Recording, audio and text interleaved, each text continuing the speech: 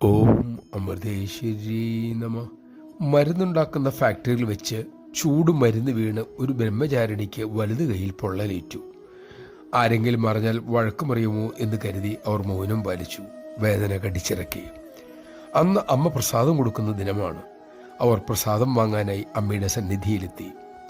ബ്രഹ്മചാരിണി ഇടത് കൈ നീട്ടി. അമ്മ പ്രസാദം കൊടുത്തില്ല. ആ നിമിഷങ്ങൾക്ക് വലിയ നീളം കൂടുന്നത് പോലെ എല്ലാവർക്കും തോന്നി. ഒടുവിൽ അവർ വലതുകരം നീട്ടി. അമ്മ ഒരക്ഷരം മിണ്ടാതെ ആ വലതുകരത്തിൽ ഉറ്റുനോക്കി.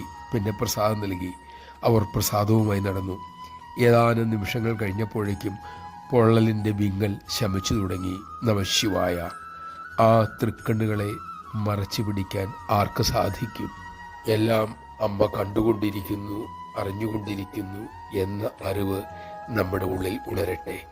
ആ അറിവിനനുസരിച്ച് ജീവിക്കാനുള്ള ശക്തിയും അമ്മ തന്നെ നമുക്കേകട്ടെ.